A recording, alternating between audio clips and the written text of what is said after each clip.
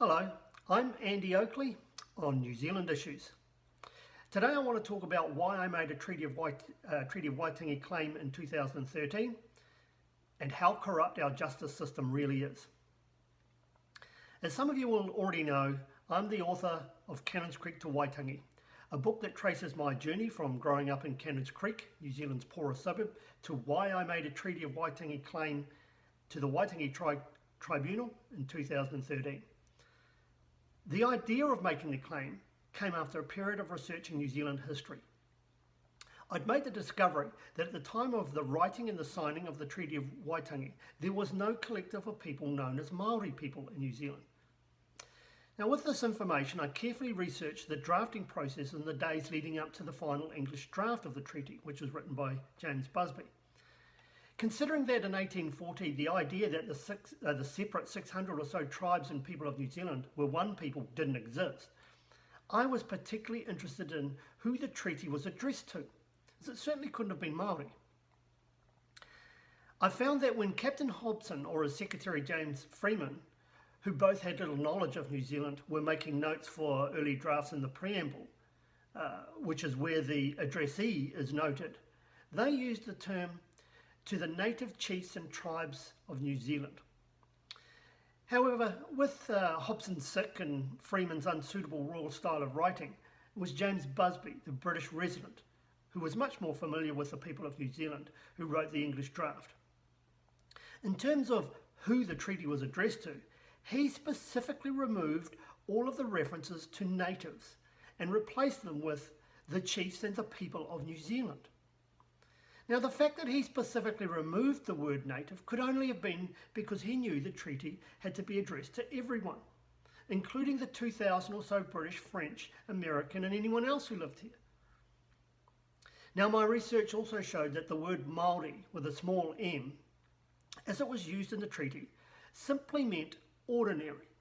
And in the treaty, it was used to distinguish between higher status, or rangatira, and ordinary folk. And anyone who knows anything about the treaty also knows that the Treaty of Waitangi Act 1975 states that a person cannot make a claim unless they are a person of the Māori race or descendant of one.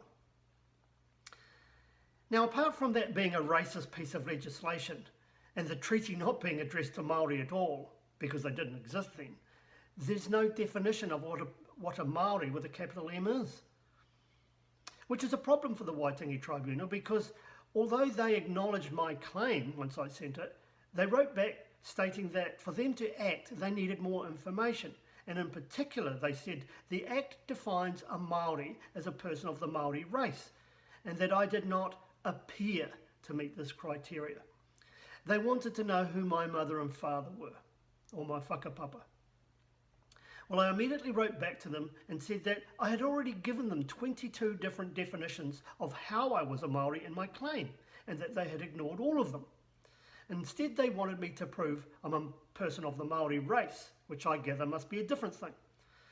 So I wrote back that I would be happy to, and I asked them to clarify a few points, including to give me a definition of the Māori race, so that I could gather the correct evidence this time. Well, I waited a month and a half and I got no response. And so I sent a reminder letter on the 13th of September 2013. Well, it's nearly 5 years later now, and I still haven't received any response. Now, can I remind the listeners that the Waitangi Tribunal operate within the Ministry of Justice, and that the failure to respond to a treaty claim, because I don't appear to be of the correct race, is racism within our justice system. The fact that they are using deception, i.e. making it impossible for me to prove that I'm a Maori person or a person of the Maori race, by not providing me with a suitable definition. Well, that's fraud, it's deception.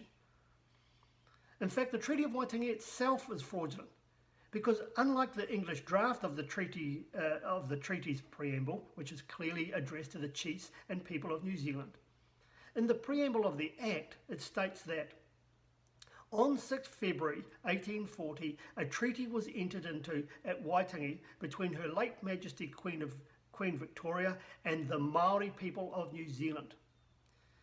Now, as we discussed, that's a bare-faced lie There was no collective in February 1840 known as Māori, and nor was the treaty addressed to them. Now, here's the key. As far as I can see, the only way out for the Waitangi Tribunal is to state that they mistakenly used a capital M in the word Māori in the preamble of the Act, and that the word Māori with a small m was referring to ordinary people of New Zealand who were natives. Well, that would just be an opinion, and it flies in the face of the fact that Busby specifically removed the word native from earlier drafts by Hobson and Freeman. More so, it is the fact that in the preamble of the Act, they state that in 1840 the Queen entered into a treaty with Māori, with a small m, or ordinary people, which is the basis that allows me or anyone else to claim. That and the fact that the treaty is addressed to all the people of New Zealand.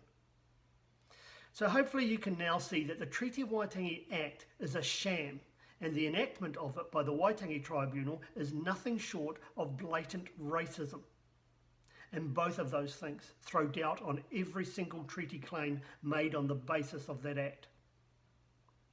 I've been Andy Oakley. Noho oro mai.